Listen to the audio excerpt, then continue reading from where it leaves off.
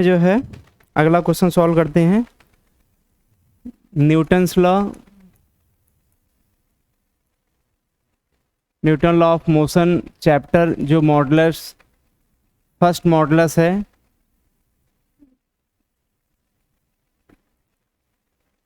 मतलब first module जो है, फर्स्ट मॉड्यूल का जो Newton's law of motion chapter में जो पेज नंबर 106, पेज नंबर 106 में क्वेश्चन नंबर 10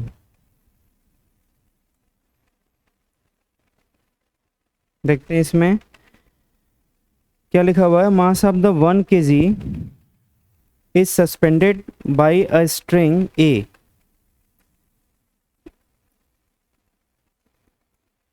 ये कोई स्ट्रिंग ए दिया हुआ है और कोई यहाँ पर बी कोई मास जो है वो हैंग कर रहा है। ये स्ट्रिंग ए दिया हुआ है। Another string C is connected to its lower end, और जो अनदर स्ट्रिंग सी है वो इस ब्लॉक बी से लोअर से कनेक्टेड है C. If a sudden jerk is given to C, इस सी को हम लोग जो है सडन जर्क दें, मतलब झटके से खींचें, तो बोल रहा है कि देन पहला ऑप्शन दिया हुआ है the portion of A B of the string will break. The portion A B of the string is break, ये पहले ब्रेक होगा। या सेकेंड ऑप्शन दे रहा है the portion B C of the string will break, जो B C portion है वो जो है ब्रेक होगा। क्लियर ना? तो इसमें थोड़ा डायग्राम में गड़बड़ दिया हुआ है, मतलब बी जो है वो एक ब्लॉक जिसका मास m दिखा दिया है, ऐसा कुछ नहीं होगा। इसका जो है ये डायग्राम ऐसा बनेगा, क्योंकि इसमें जो है डायग्राम में थोड़ा आप लोग सुधार लीजिएगा। इस तरीके का डायग्राम होगा और इसमें बोल रहा है कि जैसे कोई सीलिंग से कोई स्ट्रिंग से लगा हुआ कोई ब्लॉक है, इसका मास कुछ होगा, मान लेते हैं m मास है, और इसके साथ फिर एक स्ट्रिंग ऐसे नीचे हैंग कर रहा है। तो देखिए इससे रिलेटेड दो क्वेश्चन पूछता है कि अगर किसी स्ट्रिंग से लटका कोई मास है और उससे नीचे कोई यहाँ पे स्ट्रिंग है, इसको जो है अगर हम लोग स्टेडली अगर पुल करते हैं, दूसरा सडन पुल करते हैं, जैसा कि इस क्वेश्चन में दिया हुआ है कि हम लोग इसको सडनली पुश करते हैं, पुल करते हैं, तो जब इसको अचानक हम लोग पुल करेंगे तब क्या होगा, ये इस क्वेश्चन में दिया हुआ है, हम इसको तो बता ही दे रहे हैं। उसके साथ साथ अगर ये पूछता कि उसको आराम आराम से पुल करते, धीरे धीरे पुल करते, तब यहाँ से स्ट्रिंग पहले ब्रेक होता कि ये स्ट्रिंग ब्रेक होता। क्लियर ना? फिलहाल अभी इस क्वेश्चन में क्या दिया हुआ है कि सडन उसको जर्क दिया जाता है, इसको सडन जर्क देते हैं, मतलब झटके से इसको ऐसे खींचते हैं तो ये स्ट्रिंग टूटेगा या ये स्ट्रिंग टूटेगा। तो इसको ध्यान देना है, जब भी इस स्ट्रिंग को हम सडन जर्क देंगे, सडनली इसको ऐसे इम्पल्स देंगे, तो उस केस में क्या होता है कि इसका जो जर्क है वो यहाँ पर बीच में मास होने की वजह से ये इस वाले स्ट्रिंग के पास पहुँच ही नहीं पाता, तब तक यहाँ से ये ब्रेक कर जाता है। जब यहाँ पे सडन जर्क देंगे, मतलब इसको झटके से ऐसे पुल करेंगे, तो यहीं से स्ट्रिंग टूट जाएगा, क्योंकि बीच में आ गया मास और वो इस सडन जो जर्क दे रहे हैं उसको इस स्ट्रिंग से इस स्ट्रिंग में ट्रांसफ़र होने ही नहीं दिया, तब तक ये जो है ब्रेक कर दिया। क्योंकि ड्यू टू इनर्शिया, जैसे यहाँ पे मास होने की वजह से, इनर्शिया की वजह से ये रुका है, तो रुके रहना चाह रहा था। तो सडन अगर कोई अचानक कोई फोर्स लगा देगा तो फिलहाल शुरुआत में चूंकि रुका हुआ था तो रुके रहना चाह रहा है, इसीलिए जो है ये टूटा नहीं, ये स्ट्रिंग टूटा नहीं, बल्कि ये इधर से इधर इम्पल्स को ट्रांसफर नहीं कर पाया, मतलब फोर्स ट्रांसफर नहीं कर पाया, इसलिए ये अचानक टूट जाएगा। इनर्शिया रीजन बताया जा सकता है कि इसके पास मास होगा तो ये क्या करेगा, रुका है तो रुका ही रहेगा। दूसरा, अगर हम उसको स्टेडली जो है मतलब आराम से अगर पुल करते हैं ऐसे, तो अगर धीरे धीरे इसको पुल करेंगे तो ये जो फोर्स है वो इससे होते हुए इसके अंदर भी टेंशन आ जाएगा, वो फोर्स ऊपर भी ट्रांसफ़र हो जाएगा। तो जब यहाँ पे अगर अप फोर्स लगाते हैं, धीरे धीरे फोर्स बढ़ाते हैं, तो जो कि ये जो मास है उसका भी फोर्स, और जो हम जर्क लगा रहे हैं यहाँ पे, मतलब सडनली हम जो जर्क लगा रहे हैं उसका ही फोर्स, तो इसके ऊपर ज़्यादा फोर्स लग जाएगा। नहीं, जर्क नहीं, स्टेडली अगर फोर्स लगा रहे हैं, जर्क लगाना तो यहीं से टूट जाएगा, ब्रेक हो जाएगा। अगर आराम से हम फोर्स लगाते हैं, अगर बढ़ाते चले जाते हैं, तो ये फोर्स पूरा ऊपर तक यहाँ ट्रांसफ़र होगा, तो अब यहाँ ना ब्रेक होकर के वो यहाँ से ब्रेक होगा। तो इससे रिलेटेड दो क्वेश्चन बनते हैं, एक स्टेडली केस में आराम से पुल करेंगे तब, एक सडनली पुल करेंगे तब। तो इसमें जो है जैसा क्वेश्चन में दिया हुआ है, बी ऑप्शन सही हो जाएगा, क्योंकि the portion B C of the string will break, मतलब पहले ये ब्रेक हुआ। क्यों? क्योंकि इसमें लिखा हुआ है if a sudden jerk is given to C, मतलब इसको सडन हम क्या कर रहे हैं, जर्क दे रहे हैं। इसका आंसर आ जाएगा बी। ठीक है, अब नेक्स्ट क्वेश्चन की तरफ आगे बढ़ते हैं। Question number 11। क्वेश्चन नंबर 11 जो है इसमें आ जाएगा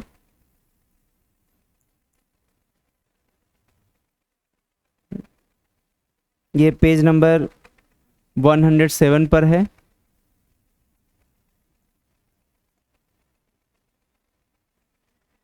इलेवन का आंसर होगा सी। कैसे, उसको देख लेते हैं, पहले डायग्राम बना लेते हैं। क्वेश्चन तो पढ़ ही लिए होंगे इसमें।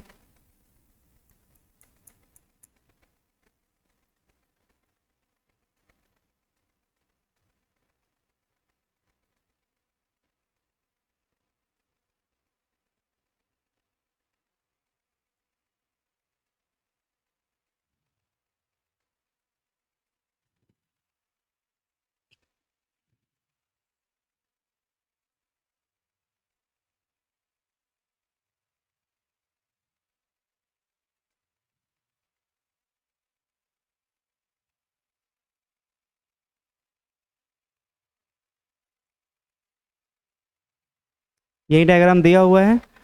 सिमेट्रिसिटी से अगर दोनों मास सेम है तो ये एंगल थीटा है, तो ये भी एंगल क्या हो जाएगा, थीटा हो जाएगा। क्वेश्चन में क्या बोल रहा था, pulley and string shown in figure, ये पुल्ली है और ये स्ट्रिंग है, आर स्मूथ एंड मासलेस, मतलब ये सभी स्मूथ और मासलेस है, कोई मास नहीं है। For the system to remain in equilibrium, ये पूरा सिस्टम इक्विलिब्रियम में है। The angle theta should be, तो बोल रहा है कि थीटा जो एंगल होगा वो क्या होगा, अगर पूरा सिस्टम इक्विलिब्रियम में होगा तो ये थीटा का वैल्यू क्या आएगा। तो क्या करते हैं, एफ बी डी इसका बनाते हैं, इसका बनाते हैं, इसका बनाते हैं। अच्छा, इसका एफ बी डी जो कि आसान है, डायग्राम में ही बना लेते हैं, क्योंकि वैसे रूल वाइज तो अलग बनाया जाता है, लेकिन टाइम बचाना है, हम उसी में बना ले रहे हैं। यहाँ भी सिमेट्रिसिटी देखिए, मास के सिमेट्रिसिटी से हम ये कह सकते हैं कि इसमें टेंशन टी होगा तो इसमें भी टी होगा। अगर T1 T2 मान भी लेते हैं तो बाद में वो इक्वेशन क्रिएट करेंगे तो वहाँ से भी वो आ जाएगा, T1 T2 बराबर बराबर। अच्छा, T1 T2 दोनों अवे फ्रॉम द बॉडी लगेगा, इसलिए दोनों दूर की तरफ दिखा रहे हैं, और इधर हो जाएगा mg, यहाँ से हो जाएगा, यहाँ से इक्वेशन क्या बनेगा, चूँकि ये भी इक्विलिब्रियम में है, सब इक्विलिब्रियम में है, तो जितना ऊपर फोर्स लगेगा उतना ही नीचे फोर्स लगेगा। ये भी इक्विलिब्रियम में है, तो जितना ऊपर फोर्स लगेगा उतना नीचे फोर्स लगेगा। क्लियर ना। अब आते हैं इस पर, इसका अलग से बना लेते हैं, थोड़ा कंपोनेंट शायद तोड़ना पड़ेगा, क्योंकि एंगल दिख रहा है तो थोड़ा बहुत तो जरूरत पड़ेगा ही कंपोनेंट तोड़ने का। ये आ गया मास, इसका mg किधर लगेगा, नीचे की तरफ, कितना, m√2 इंटू जी, mg लग गया। एक स्ट्रिंग अवे फ्रॉम बॉडी ये होगा, एक string away from the body ये होगा, ये T1 होगा, ये T2 होगा। ये कौन सा वाला है, ये T1 और ये T2, उसी को हम दिखा रहे हैं यहाँ पर अलग से। और यहाँ से एंगल कितना हो जाएगा, थीटा थीटा। इसका दो कंपोनेंट आएगा T2 का, T2 का एक थीटा की तरफ आएगा T2 कॉस थीटा और T2 का इधर आएगा T2 साइन थीटा, इसका भी इधर कंपोनेंट आएगा T1 साइन थीटा और इधर कंपोनेंट आएगा T1 कॉस थीटा। अब ये गायब हो गया, ये कंपोनेंट टूट गया, ये कंपोनेंट टूट गया। अगर इसको इक्विलिब्रियम में रहना है तो जितना आगे की तरफ फोर्स लगेगा उतना पीछे की तरफ फोर्स लगना चाहिए। इसका मतलब T2 साइन थीटा और T1 साइन थीटा ये बराबर हो जाएगा, ये कैंसिल हो गया तो T1 इक्वल टू T2 हो गया। वहीं जो बोल रहे थे सिमेट्रिसिटी से हम T और T मान सकते हैं, वो यहाँ इक्वेशन से भी आ गया। अब ऐसा करते हैं कि इधर बैलेंस किया, इधर का फोर्स इधर के बराबर किया तो ये आ गया। अब ऊपर का फोर्स नीचे के बराबर करेंगे तो ऊपर कितने फोर्स लग रहे हैं, ऊपर फोर्स टोटल मिलकर लग रहा है ये दोनों। तो अगर यहाँ से देखा जाए तो ऊपर फोर्स आ गया T1 cos theta plus T2 cos theta, और ये दोनों मिल करके नीचे जो m√2g लग रहा है उसके बराबर हो जाएगा, m√2g के बराबर हो जाएगा यहाँ से। अच्छा, यहाँ से देखा जाए तो T1 और T2 ये सभी mg के बराबर है, और T1 T2 को हम लोग ऐसा करते हैं T मान लेते हैं, तो ये क्या बन जाएगा, ये हो जाएगा दोनों T और T। अच्छा, T और T जो है वही mg के बराबर है, तो यहाँ से जो है mg कॉस थीटा प्लस ये भी mg कॉस थीटा, ये m√2g हो जाएगा, m√2g हो जाएगा इसमें। तो यहाँ से देखा जाए तो ये दोनों मिलकर क्या हो जाएंगे, 2mg कॉस थीटा किसके बराबर, m√2g, और यहाँ से mg से mg कैंसिल, तो cos theta is equal to आ गया √2/2 मतलब 1/√2, और cos theta is equal to 1/√2 तब होता है जब थीटा का वैल्यू क्या होता है 45 डिग्री। इसका आंसर सी सही है, मतलब इसका आ जाएगा 45 डिग्री, ये होगा इसका आंसर। क्लियर ना। तो इसमें जो है हम लोग यहाँ तक 11 क्वेश्चन नंबर 11 देख लिए। अब क्वेश्चन नंबर 12 में आते हैं। अच्छा, क्वेश्चन नंबर जो 12 है वो फ्रिक्शन का क्वेश्चन है, तो फिलहाल ये अगले चैप्टर में हम लोग देखेंगे। हम लोग यहाँ पर जो है फ्रिक्शन चैप्टर का क्वेश्चन फ्रिक्शन वाले चैप्टर में करेंगे, क्वेश्चन नंबर 12 में दिया हुआ है। क्लियर ना। इसको फिलहाल अभी छोड़ देते हैं, फ्रिक्शन वाले में सॉल्व करिएगा। आते हैं क्वेश्चन नंबर 13 में, पेज नंबर 107, क्वेश्चन नंबर 13 क्या लिख रहा है, a ball hits rocket at 60 metre per second along +x direction and rebound in the opposite direction with same speed। मतलब बॉल जो है वो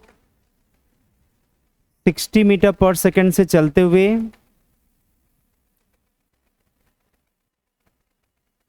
रॉकेट से टकराता है,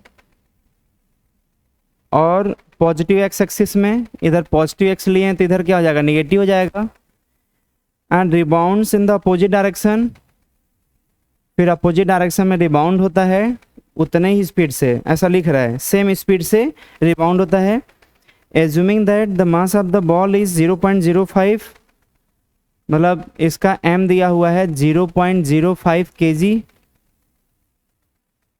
0.05 kg, and contact time is 0.02। यहाँ पर जो कॉन्टैक्ट टाइम है, ये कॉन्टैक्ट टाइम है वो 0.02 सेकेंड दिया हुआ है। The force exerted by the rocket on the ball is, rocket के द्वारा बॉल पर कितना फोर्स एग्जर्ट होगा।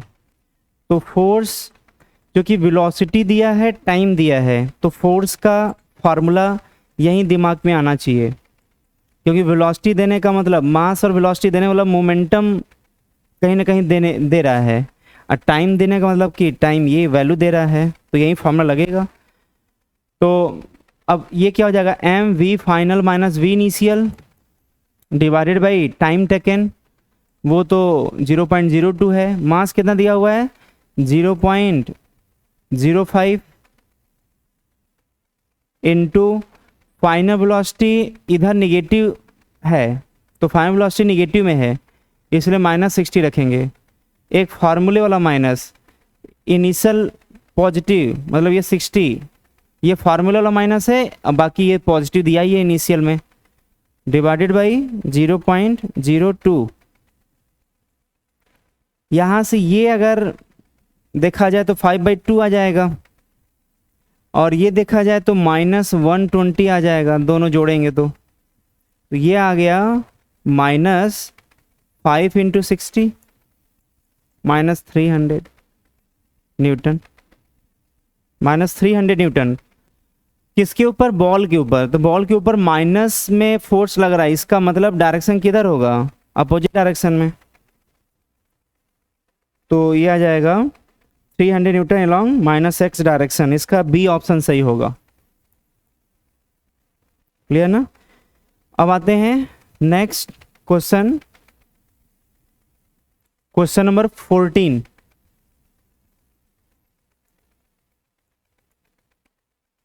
पेज नंबर 107 में क्वेश्चन नंबर 14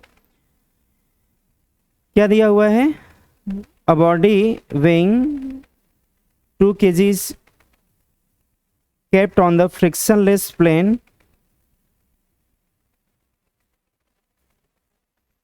एक फ्रिक्शनलेस प्लेन मान लेते हैं, ये दिया हुआ है, उसके ऊपर 2 kg का मास बॉडी दिया हुआ है।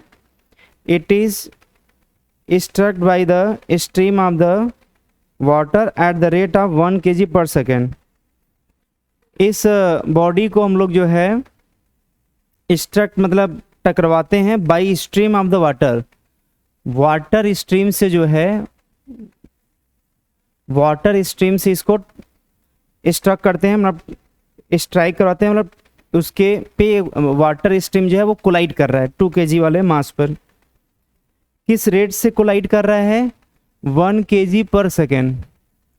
kg पर से मतलब dm/dt ये दिया हुआ है, 1 kg per second, and at a speed of 5 metre per second. और इसका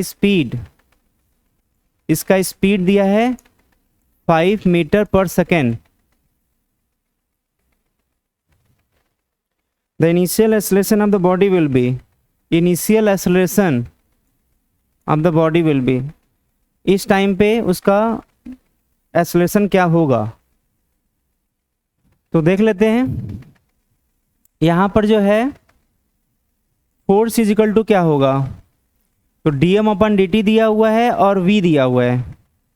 F बराबर ma तब लगता है जब मास कांस्टेंट होता है, और F is equal to v dm/dt तब लगता है जब मास वेरिएबल वेलोसिटी कांस्टेंट होता है। तो यहाँ पे इनिशियल में तो कांस्टेंट ही है, ये मतलब जो दिया है वेलोसिटी वहीं इसका वेलोसिटी होगा, बाद में भले ही चेंज होगा अलग बात है वो। तो स्टार्टिंग में फोर्स इजिकल टू क्या आ जाएगा, v equal to 5 dm/dt equal to 1 मतलब 5 न्यूटन आ गया।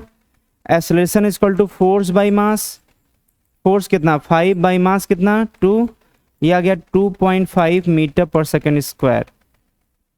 मतलब 14 का जो है आंसर आएगा ए। क्लियर।